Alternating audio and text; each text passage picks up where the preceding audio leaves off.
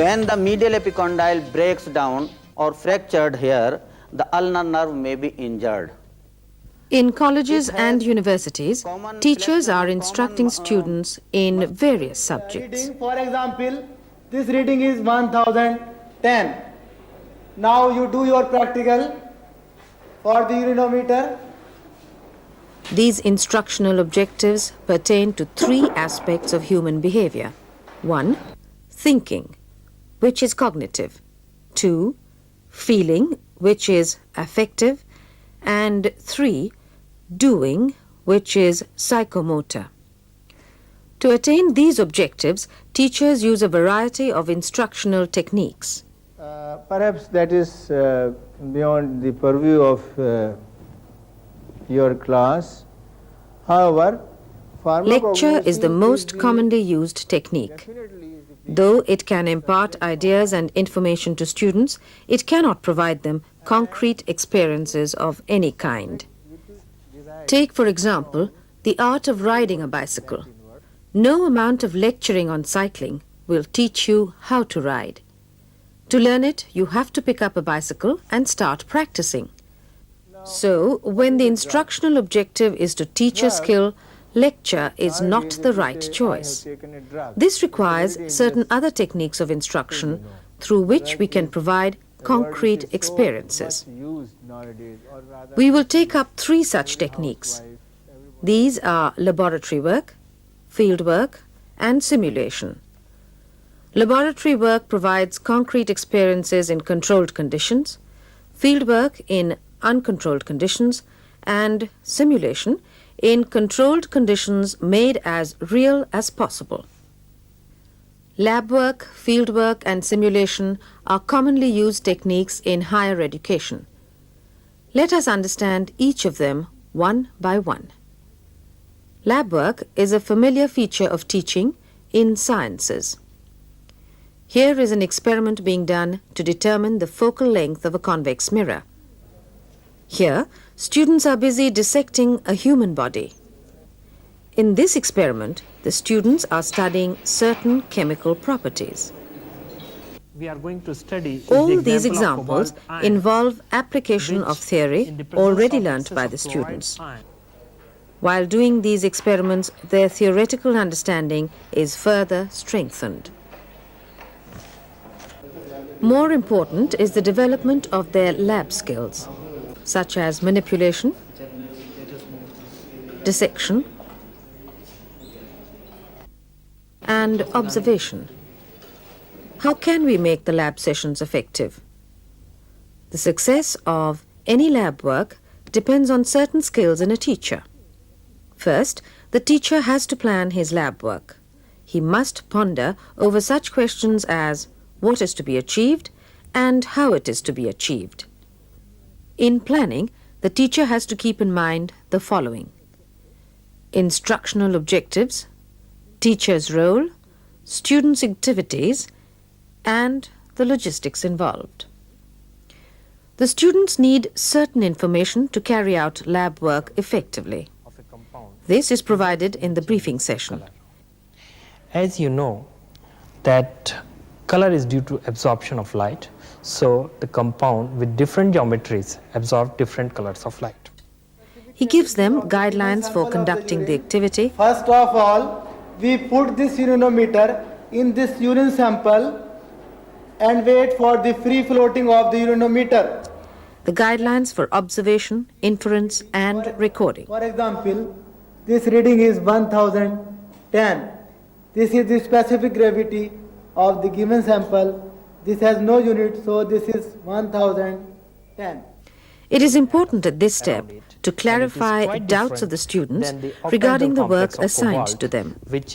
In his interaction with the students, the teacher must initiate them into the process of scientific inquiry. Can I ask a question? Yes. Whether in all the cases the change in geometry causes a change in color? Definitely. In all the cases, changes in geometry causes changes in color.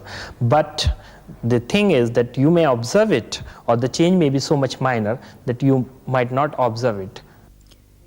Before starting the experiment, the teacher must ensure that And, the arrangement of the we are going chemicals, to do equipment, an experiment apparatus and other on necessary items is made. stereochemistry of He cobalt must compounds. instruct the lab assistant to prepare the lab for the experiment. So you arrange for 20 students test tube racks, test tubes, cobalt chloride,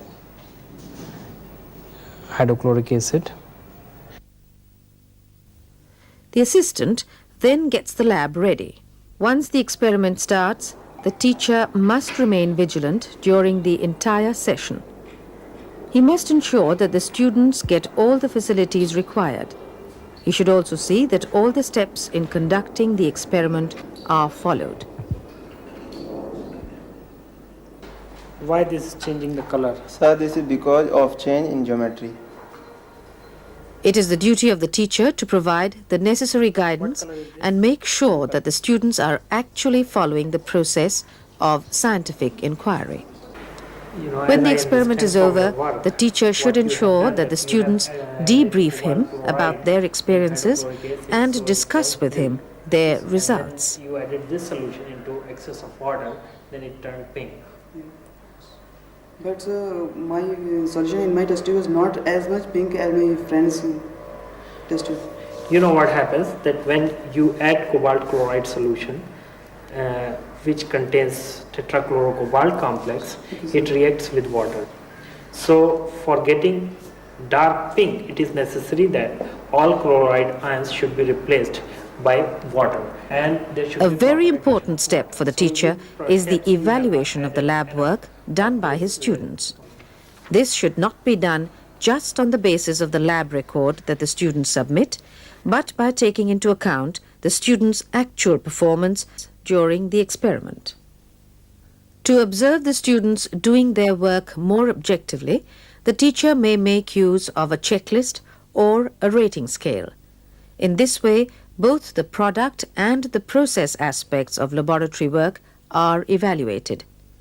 To conclude, lab work helps in achieving the following in students: better comprehension of the subject, application of theory into practice, development of lab skills, inculcation of scientific inquiry, and fostering of scientific interest and appreciation.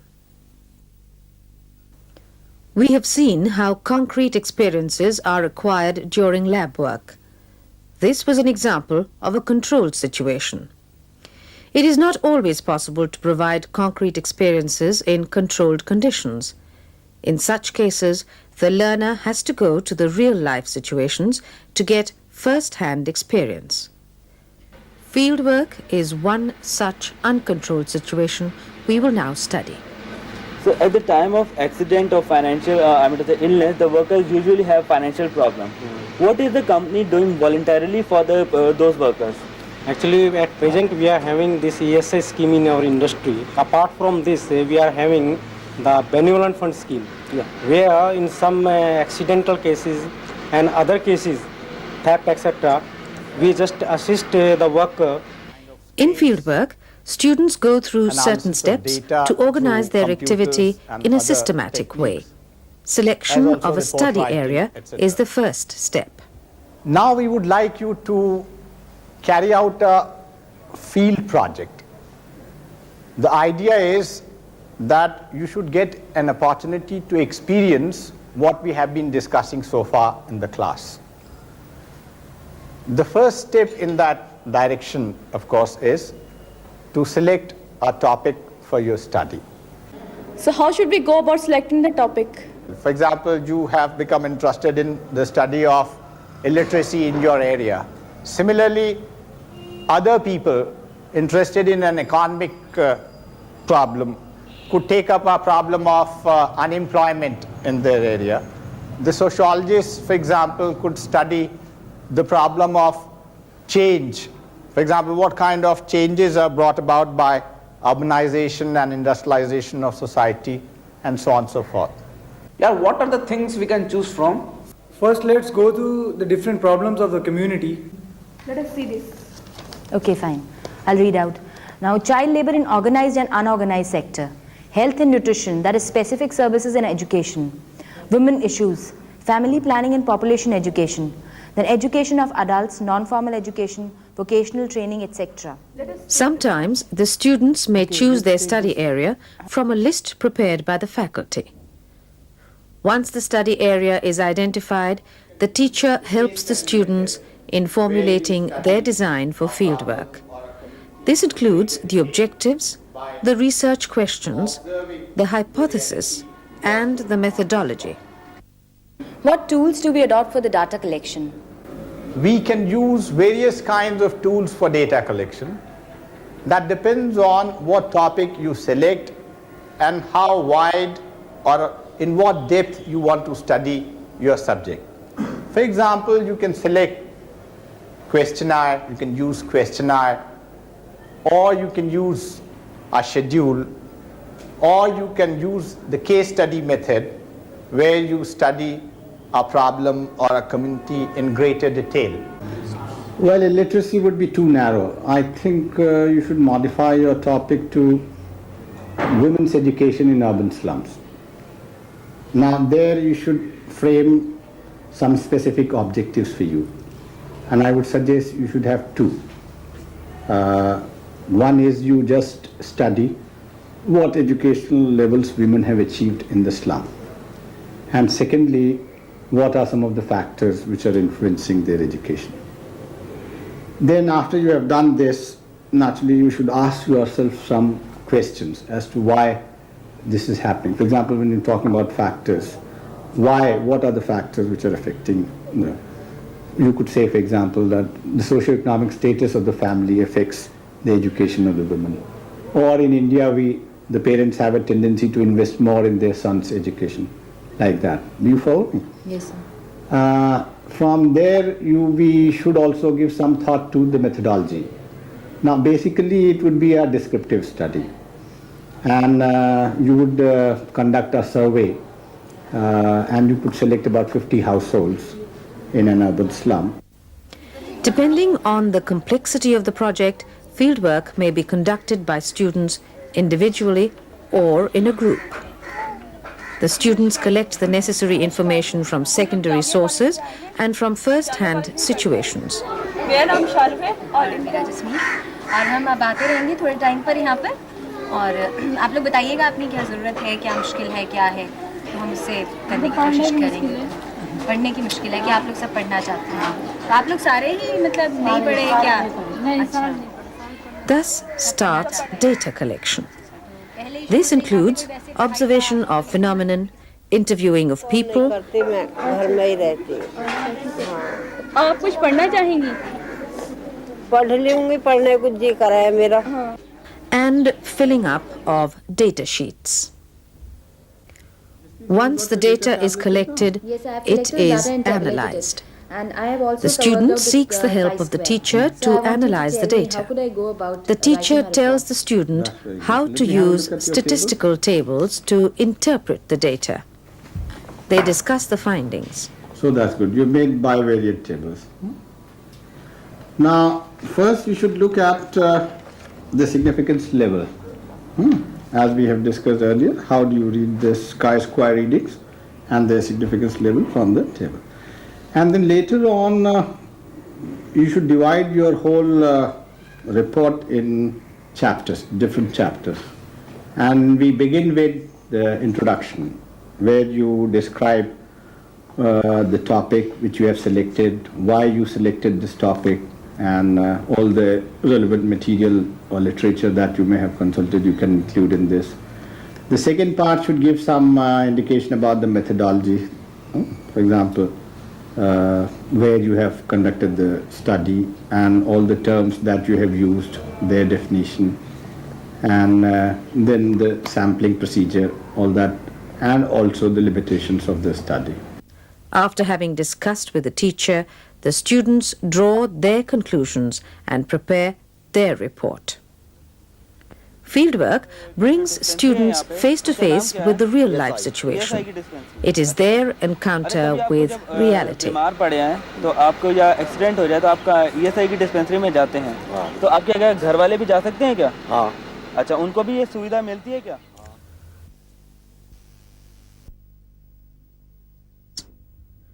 First come the pre-fieldwork activities, namely selection of a study area, designing the fieldwork, review of related literature. Then comes the actual fieldwork stage. This covers the collection of relevant data. The post-fieldwork stages are analysis of data, drawing conclusions, future implications.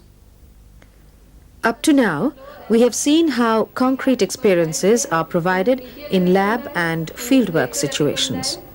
But they may not always be the right technique to choose, especially when experiences similar to real life have to be provided, taking care not to expose the students to the risks and complexities involved.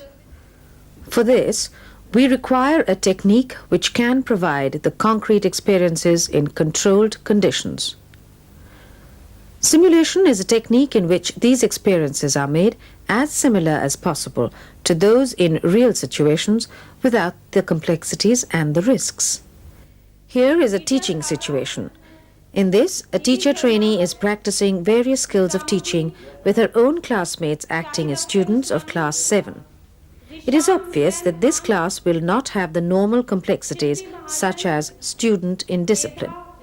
This controlled situation helps the trainee acquire the desired teaching skills, such as skills of taking attendance, skills of introducing the topic. All of you are familiar with the concept of energy. And you also know that there are different forms of energy. Now tell me, what are different forms of energy? Skills of questioning. Yes. Nidhi?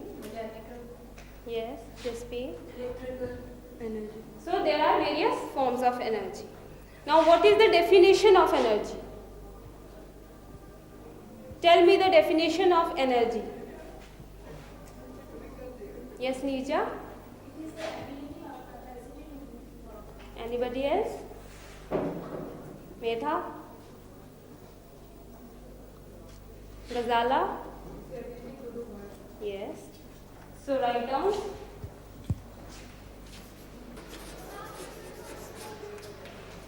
Skills of blackboard writing.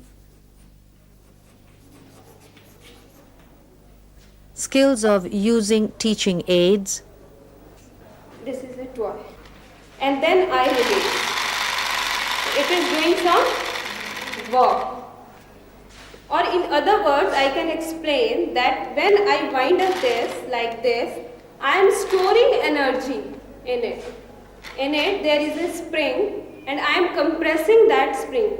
I am changing the shape of the spring and energy gets stored in it. When I release this, that stored up energy now is being used and it is doing some work like this. Skills of summarizing.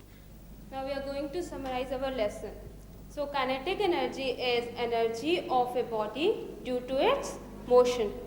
And potential energy is energy of a body due to its position, shape and deformation.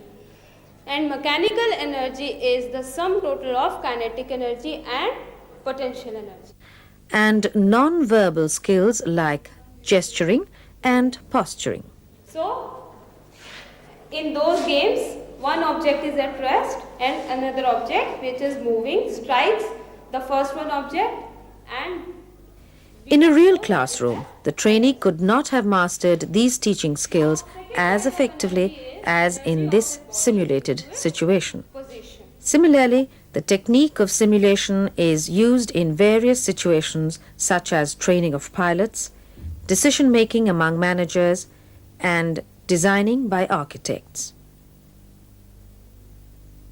Nowadays, computers are being used extensively for simulating complex situations.